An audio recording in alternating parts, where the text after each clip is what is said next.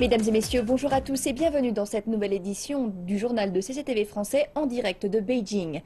Nous ouvrons ce journal en Syrie où au moins 14 civils ont été tués lorsque des missiles ont frappé un hôpital pour enfants, une école et d'autres sites dans la ville d'Azaz qui est située près de la frontière turque et qui est contrôlée par les rebelles. Des résidents de la ville disent qu'au moins 5 missiles ont touché l'hôpital dans le centre-ville et une école située à proximité. Les réfugiés tentaient de quitter la ville alors que l'armée syrienne pilonnait le secteur. Un témoin a par ailleurs expliqué qu'un endroit où plusieurs habitants s'étaient réfugiés a été touché par des bombes larguées par des avions qu'il croit être russes. Le premier ministre turc, Ahmed Davutoglu, a déclaré qu'Ankara ne laissera pas la ville d'Azaz, qui est située dans le nord de la Syrie, tomber aux mains de la milice kurde YPG. Ils peuvent bien dire qu'ils ne reculeront pas, mais cela ne veut rien dire. Ils ont déjà reculé. Des membres des YPG ont été chassés d'Azaz. S'ils s'approchent à nouveau d'Azaz, ils vont être confrontés à une forte réponse. Nous ne laisserons pas Azaz tomber aux mains des Kurdes. Le monde entier devrait le savoir. Le premier ministre Davutoglu a fait cette déclaration alors qu'il se rendait en Ukraine, où il est en visite officielle. L'artillerie turque a visé des cibles kurdes durant le week-end. Ankara insiste pour dire que cela était une réponse selon les règles d'engagement. Le gouvernement syrien a condamné Ankara et exhorté l'ONU à agir dans ce dossier. M. Davutoglu a ajouté que la Turquie prendrait les mesures nécessaires pour contrer les unités de protection du peuple kurde, les YPG. Par ailleurs, le ministère turc des Affaires étrangères s'est dit choqué par le fait que le département d'État américain considère Ankara au même titre que les insurgés des YPG. La chef de la diplomatie de l'Union européenne, Federica Mogherini, a appelé à la mise en place du cessez-le-feu en Syrie alors que les ministres des Affaires étrangères sont réunis à Bruxelles. Il y a quelques jours à peine, tous les acteurs régionaux et internationaux assis autour de cette table ont adopté des décisions pour un cessez-le-feu, une cessation des hostilités et les modalités pour réaliser cela. Nous espérons que toutes les parties respecteront leur engagement pour rendre possible sur le terrain une cessation des hostilités en démarrant par Alep et permettre l'accès de l'aide humanitaire. Federica Mogherini a également déclaré au cours du Conseil des Affaires étrangères qu'elle n'avait pas constaté de climat de guerre froide au cours de ces derniers jours.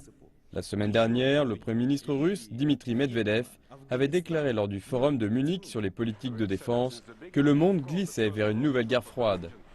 Dans le même temps, avant la réunion, le ministre belge des Affaires étrangères, Didier Reynders, avait confié que des troupes au sol pourraient s'avérer nécessaires en Syrie pour maintenir la trêve.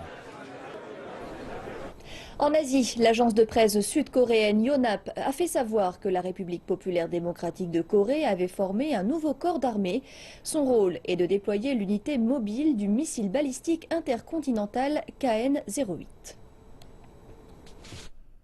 Selon les sources de l'agence de presse, cette décision signifie que Pyongyang s'apprête à positionner le missile. Des responsables américains affirment que le système du missile est opérationnel et serait capable de frapper la plupart des États américains. Par ailleurs, les États-Unis ont déployé davantage de systèmes de défense solaire Patriot en Corée du Sud, à la suite du lancement d'une fusée par la RPDC. Selon l'armée des États-Unis, ce positionnement en Corée du Sud entre dans le cadre de la conduite de l'exercice d'urgence. Les deux alliés débuteront des pourparlers dès la semaine prochaine. Ils évoqueront le possible déploiement du système américain de missiles de défense.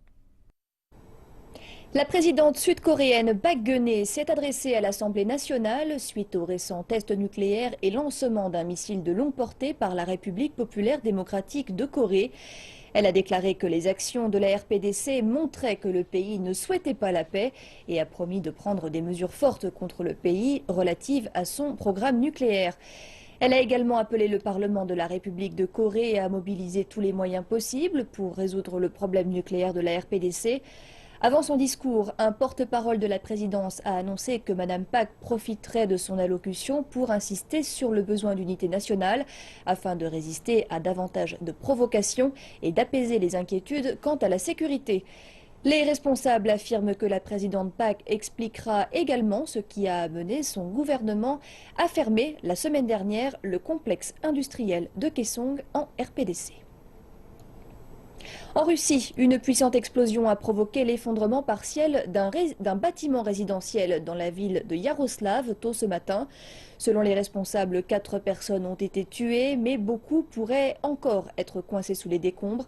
En effet, 40 personnes sont supposées habiter dans la partie effondrée du bâtiment. Les secouristes et les pompiers sont sur place à la recherche d'éventuels survivants. Des hélicoptères ont été dépêchés depuis Moscou pour aider dans les efforts de secours. Les autorités pensent qu'un équipement au gaz défectueux est à l'origine de l'explosion. Les ministres des Affaires étrangères de la Chine et de la République de Corée ont organisé leur 7e dialogue stratégique de haut niveau ce mardi matin à Séoul. Le vice-ministre chinois des Affaires étrangères Zhang Yesui ainsi que le vice-premier ministre sud-coréen des Affaires étrangères Lim Su-nam sont les coprésidents de cette rencontre. Les deux parties devraient échanger leurs points de vue sur les relations bilatérales, sur la situation actuelle en péninsule coréenne, ainsi que sur d'autres questions d'intérêt mutuel. Le ministère chinois des Affaires étrangères s'est exprimé contre un possible déploiement du système antimissile américain THAAD en Corée du Sud. Un expert chinois a déclaré à CCTV que le déploiement ne va pas contribuer à régler les tensions en péninsule coréenne, mais va au contraire susciter une course aux armements dans la zone Asie-Pacifique. L'un des systèmes de défense antimissiles les plus avancés, le système américain THAAD, peut intercepter et détruire des missiles balistiques aussi bien dans l'atmosphère qu'à l'extérieur. À présent, la Corée du Sud permet aux États-Unis de le déployer dans la base militaire américaine qu'ils y ont, une décision prise suite au lancement d'une fusée par la RPDC, République populaire démocratique de Corée, le 7 février. Le ministère chinois des Affaires étrangères a déclaré que ce geste menace la sécurité du pays. La couverture du système THAAD et spécialement son radar en bande X va bien au-delà du besoin de défense de la péninsule coréenne et aura une portée jusqu'à l'intérieur du continent asiatique. Cela va directement nuire aux intérêts stratégiques de sécurité, non seulement de la Chine, mais des autres pays en Asie. L'expert chinois Yang Xiyu dit que d'un point de vue technique, le système THAAD ne protégera pas la Corée du Sud. Et ceci parce qu'il ne fonctionnera que contre des missiles balistiques de moyenne ou de longue portée, mais pas contre ceux de courte portée comme ceux de la RPDC qui menacent Séoul. Le radar du système THAAD atteint 2000 km, ce qui est bien plus vaste que les 300 km de la Corée du Sud. S'il est déployé, son rayon de surveillance pourrait couvrir les régions extrêmes orientales et sibériennes de la Russie et la plupart de la Chine orientale. Il est clair qu'il vise la Chine et la Russie. L'expert Yang Xiyu avertit que le déploiement possible acculerait la Chine à 2 options, chacune d'elles ne bénéficiant à aucune partie. Une option pour la Chine est d'améliorer la capacité de frappe et de pénétration de ses missiles. L'autre est de construire son propre système antimissile. Chacune des 2 options va stimuler la course aux armements dans la région. Donc nous en appelons aux parties concernées pour considérer soigneusement cette décision qui entraînera des implications négatives. Revenez pour régler la racine de la menace des missiles de la RPDC, mais ne créez pas de nouveaux problèmes. Le président du Conseil européen, Donald Tusk, a déclaré qu'il espérait parvenir à un accord avec le Royaume-Uni d'ici la fin de la semaine, et ce, afin de faire en sorte que le pays continue de faire partie de l'Union européenne. Monsieur Tusk a fait cette déclaration suite à sa rencontre avec le président français François Hollande. Le Premier ministre britannique David Cameron espère obtenir un certain nombre de réformes quant au statut du Royaume-Uni au sein de l'Union européenne à l'issue du sommet des dirigeants européens qui se tient à Bruxelles jeudi et vendredi. Il souhaite que les Britanniques participent à un référendum quant au maintien du pays au sein de l'Union. Les négociateurs britanniques et européens sont déjà d'accord sur la plupart des réformes de ce statut, mais des mesures concernant notamment les politiques migratoires demeurent problématiques. Chaque jour, près de 2000 réfugiés entament un dangereux périple en bateau en direction de l'Europe. Ce nombre a été multiplié par 10 par rapport à l'année dernière, mais un nouveau plan a été mis au point par l'OTAN afin d'enrayer cette augmentation et de sauver des vies par la même occasion. Des secouristes turcs font tout leur possible pour arriver sur place aussi vite qu'ils le peuvent. Une embarcation d'une dizaine de mètres transportant des réfugiés syriens vers la Grèce a chaviré. Un garde-côte plonge pour venir en aide à un survivant. Pelen Hussein est accroché à la seule partie du bateau qui émerge encore. Lorsqu'il est ramené à bord, il tremble de peur et de froid. Surtout, il est en état de choc. Le temps qu'il a passé dans les eaux froides fait qu'il souffre d'hypothermie. Le sergent qui l'a repêché le calme et le prépare pour son évacuation par hélicoptère. Hussein est emmené à l'hôpital. Il survivra, mais personne ne sait ce qu'il adviendra de lui par la suite. Et Hussein fait partie des plus chanceux. Seulement 6 personnes ont survécu à ce naufrage. Les autres passagers, 16 adultes et 11 enfants, sont morts noyés. Depuis le début de l'année, l'Organisation internationale des migrations estime que plus de 70 000 réfugiés ont fait le choix de cette traversée. Plus de 300 d'entre eux ont péri en chemin. Nous envoyons des navires dans la direction appropriée. La semaine dernière, le commandant en chef des forces alliées de l'OTAN a annoncé une nouvelle mission et plusieurs navires ont immédiatement été envoyés en direction de la mer Égée. Il ne s'agit pas d'arrêter ou de repousser les bateaux de réfugiés. L'OTAN souhaite contribuer aux missions de surveillance visant à empêcher le trafic humain et les réseaux criminels. L'OTAN tente d'identifier les passeurs qui affrètent ces bateaux. À l'heure actuelle, la seule certitude de l'organisation tient à la route empruntée par les réfugiés. Leur voyage débute en Syrie, d'où ils s'échappent en passant par la Turquie. Ils embarquent ensuite en direction des îles grecques qui se situent dans la mer Égée. Puis de Grèce, les réfugiés tentent d'atteindre l'Allemagne et d'autres États européens. D'autres réfugiés font le même voyage depuis l'Irak, l'Afghanistan et l'Érythrée. Cet afflux pourrait amener l'OTAN à étendre son intervention au-delà de la mer Égée. Ce point est actuellement en cours de discussion. Des avions saoudiens se posent à l'heure actuelle dans la base turque d'Incirlik. L'Arabie saoudite se dit prête à envoyer des troupes au sol en Syrie si l'OTAN et la coalition menée par les États-Unis en font de même. Merci de rester en notre compagnie pour la seconde partie de cette édition. C'est maintenant l'heure de notre rubrique Aujourd'hui la Chine, présentée aujourd'hui par Jonathan Messina. Jonathan, bonjour. Bonjour Elsa. Pouvez-vous nous dire ce qui fait la une de l'actualité en Chine aujourd'hui, s'il vous plaît? Mais avec plaisir. Je vous propose aujourd'hui de commencer par faire un point sur l'économie de la Chine. C'est parti. Le Premier ministre chinois Li Keqiang a déclaré que le gouvernement chinois resterait vigilant pour maintenir la stabilité financière. Lors d'une réunion du Conseil des affaires d'État tenue lundi soir, il a déclaré que les fluctuations des marchés boursiers mondiaux apportaient de grands défis et une incertitude à l'économie chinoise. Il a cependant ajouté que l'économie serait stable avec des hausses de revenus et davantage de création d'emplois. Les commentaires du Premier ministre interviennent après la chute de ces derniers jours des marchés boursiers mondiaux qui ont déclenché de nouvelles inquiétudes sur la reprise mondiale. Li Keqiang a également affirmé que le gouvernement chinois devait rester vigilant et garder le marché financier stable. Il a indiqué que la politique gouvernementale de l'an dernier pour les marchés boursiers et de change était correcte et qu'elle avait permis d'éviter avec succès des risques systématiques. Toutefois, il a précisé que les régulateurs devaient également tirer des leçons et garantir que les supervisions restent efficaces et suffisantes. Le gouvernement de la région administrative spéciale de Hong Kong a fait savoir qu'une commission d'enquête indépendante sur les émeutes de Mongkok était inutile. Regardons. C'est lundi par voie de communiqué que le gouvernement de Hong Kong a déclaré que les émeutes survenues sur l'île étaient un incident violent et d'ajouter que la police avait ouvert une enquête visant à conduire les coupables devant la justice. Le gouvernement a précisé que Hong Kong profitait maintenant d'un accès libre à l'information et que la région administrative spéciale était une société très démocratique et transparente. Dans le communiqué, il est précisé que les Hongkongais bénéficient de la liberté d'expression et sont à même d'exprimer leurs opinions et leurs aspirations concernant les problèmes sociaux et le gouvernement en utilisant différents moyens. Cependant, les commentaires et les demandes ne peuvent être exprimés sous la forme d'actes violents ou illégaux. Par ailleurs, l'ex-chef du bureau de la sécurité de Hong Kong, Ambrose Lee, a déclaré lors d'une émission de radio qu'il était choqué par les émeutes survenues à Mongkok. Il a évoqué des forces politiques derrière ces affrontements, des forces qui incitent la jeunesse à prendre de mauvaises décisions. Enfin, il a ajouté que ces émeutes avaient été préméditées et que les participants avaient tendu une embuscade aux officiers de police durant le festival du printemps, période au cours de laquelle la présence policière est réduite.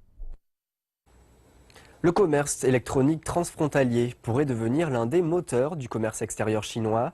Les habitants de Shenzhen ont su profiter du système pour acquérir des produits importés durant la fête du printemps. Le shopping transfrontalier est devenu à la mode dans la zone de Tianrai à Shenzhen. Les touristes viennent ici pour sélectionner leurs produits parmi des milliers de biens achetés en ligne. Nous avons acheté du vin directement de la cave et les prix sont bas. C'est même moins cher qu'à Hong Kong. Acheter des produits directement à la sortie de l'usine permet de maintenir les prix bas. Acheter en ligne est toujours une bonne option. Les prix sont jusqu'à 25% moins chers que dans les boutiques grâce à une politique de taxation favorable. Beaucoup d'habitants en tirent avantage. Je suis venue ici spécialement pour acheter des produits importés, des choses à manger, des choses à utiliser. Et c'est pratique pour moi. Plus d'1 million de yuan de produits ont été importés via Tianrai l'an dernier. Les experts disent que la hausse du volume commercial pourrait aider au développement d'une chaîne industrielle. Nous pourrions rassembler toutes les activités ici à Tianrai, comme les expos, les capitalisations, la logistique, etc. De cette façon, nous pourrions former un écosystème complet. La Chine espère utiliser le commerce électronique transfrontalier pour maintenir la croissance de son commerce extérieur. Des programmes pilotes ont été lancés à Shanghai et Hangzhou. En même temps, différents programmes gouvernementaux travaillent à échanger les informations pour améliorer leur efficacité opérationnelle. La fête du printemps est finie. Le congé d'une semaine a une fois de plus montré l'appétit grandissant des Chinois pour les achats, les sorties au restaurant et les voyages. Les dernières statistiques du ministère du Commerce font apparaître un nouveau record de dépenses dans les secteurs de la vente au détail et de la restauration du pays, avec des recettes accumulant 750 milliards de yuan, soit 115 milliards de dollars. C'est une hausse de 11% par rapport à la même période l'an dernier. La plupart des dépenses de vacances s'est portée sur l'alimentation, le tabac et l'alcool. La bijouterie et les équipements numériques ont aussi été des articles populaires pendant les vacances. Les données montrent aussi que les ventes au box-office dans les cinémas, pendant les 3 premiers jours de Nouvel An chinois, ont bondi de 80% par rapport à l'an dernier, à 1,7 milliard de yuan. C'est presque égal au total de la totalité du congé d'une semaine de l'an dernier. Le tourisme est devenu une option populaire pour les Chinois riches. À l'intérieur, les activités traditionnelles de la fête, les sources thermales et les sports d'hiver ont grandement bénéficié des sorties des gens. On estime à plus de 5,7 millions les voyages à l'étranger effectués par des Chinois pendant les vacances. Les 3 destinations les plus populaires étaient la Thaïlande, le Japon et la Corée du Sud. Justement, les touristes chinois sont connus pour leur capacité à dépenser lorsqu'ils sont à l'étranger. Mais les choses sont en train de changer. Ce n'est pas leur pouvoir d'achat qui évolue, mais plutôt le type de produit qui les intéresse. On les appelle souvent les porte-monnaies ambulants. Les touristes chinois envahissent les centres commerciaux en France armés de cartes de crédit et d'argent comptant. Les autorités françaises estiment que 2 millions de touristes chinois ont visité la France en 2015, une augmentation de plusieurs milliers de personnes. Et en moyenne, chaque touriste chinois dépense plus de 5 000 € en France. 47% de leurs dépenses sont consacrées au shopping. C'est pour cette raison que les centres commerciaux français dans les centres-villes et en banlieue adorent les touristes chinois. Les Galeries Lafayette ont fait 50% de notre chiffre d'affaires avec la clientèle française et 50% avec la clientèle touristique. Et qu'au sein de la clientèle touristique, la clientèle chinoise est notre première clientèle étrangère. Nous avons reçu l'année dernière beaucoup de clients chinois et notre chiffre d'affaires a augmenté de 40%. Notre première nationalité en termes de chiffre d'affaires détaxé est la Chine. Et les Chinois changent le portrait de la consommation. Si aujourd'hui on constate une forte évolution justement sur des marques, c'est bien que c'est une clientèle chinoise qui devient de plus en plus mode et qui prend du temps pour acheter les marques qui l'intéressent. Les marques de luxe ne sont plus au sommet de la liste des achats des touristes chinois. Maintenant, la consommation de marques spécialisées et de produits de milieu de gamme ont atteint de nouveaux sommets. Les dépenses lors des achats en magasin, en comparaison à celles pour le logement et la nourriture, sont en baisse. Je pense que c'est parce que les touristes chinois sont de plus en plus rationnels en matière d'achat. Ils s'intéressent plus aux loisirs et au divertissement, pas seulement aux dépenses. Les touristes chinois sont encore les plus grands consommateurs du monde. Mais ce n'est plus seulement pour les biens. Ils veulent passer du temps à vivre une expérience pendant qu'ils sont en vacances. Et pour finir, cinéma. La Chine est présente au Festival du film de Berlin grâce au réalisateur Yang Chao, dont le film Cross Current est l'un des 18 films en compétition pour l'Ours d'Or. L'une des actrices du film, Xin Zhelei, a confié être folle de joie à l'idée que la présidente du jury, la célèbre actrice américaine Meryl Streep, ait pu la voir jouer. Yang Chao mélange des éléments réels et surréalistes alors qu'il nous fait suivre la quête d'un jeune capitaine qui navigue sur le Yangtze pour livrer une cargaison mystérieuse. Il y croise, à chacune de ses étapes le long du fleuve, une jeune femme, qui est l'amour de sa vie. Et pendant son périple, il lit un recueil de poésie, tandis que l'écran affiche des vers de poètes chinois célèbres.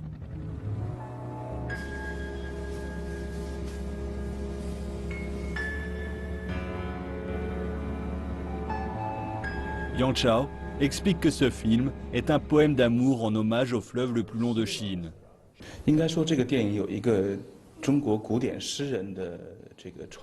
C'est une grande tradition classique de la poésie chinoise, et les poètes successifs de la dynastie des Tang jusqu'à nos jours, mais aussi à travers les autres dynasties, ont tous utilisé les différentes approches pour parler du fleuve Yangtze.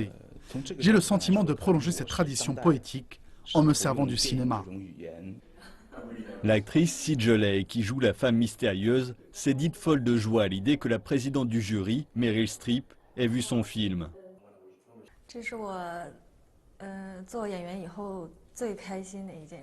Je suis vraiment heureuse et contente que Meryl Streep préside ce jury, car elle a toujours été mon icône, mon idole. Je la vénérais avant même de devenir actrice. Et avant de devenir actrice, j'ai vu l'un de ses films et j'ai été vraiment touchée par son jeu dans le film. Et je suis vraiment chanceuse que mon idole voit mon film, me voit jouer, et j'ai le sentiment d'être l'actrice la plus heureuse du monde. Qin Rao, qui joue le capitaine du bateau, Gao Chun, n'est pas aussi heureux d'être aujourd'hui à Berlin. Pour moi, le Festival du film de Berlin est très important, car il y a 2 ans, j'ai présenté pour la première fois devant la presse celle qui est aujourd'hui mon épouse. Et à l'époque, nous attendions un enfant. Je devrais être avec eux à la maison en ce moment, car mon travail sur ce film a été éreintant. Mais j'ai parlé à mon épouse, et elle m'a dit de venir et d'aider à promouvoir le film. C'est pourquoi je suis ici. Mais ils me manquent très fort tous les deux en ce moment. Le Festival du film de Berlin se termine samedi par la remise des prix, et notamment du très attendu Ours d'Or. Et c'est la fin d'aujourd'hui, la Chine. Retour au plateau avec Elsa Sur-Yang. Merci infiniment Jonathan pour toutes ces informations relatives à la Chine. C'est l'heure de nous quitter, mais c'est pour mieux nous retrouver en duo dans 1h30 pour une nouvelle édition. Je vous souhaite une excellente suite de programme sur notre chaîne.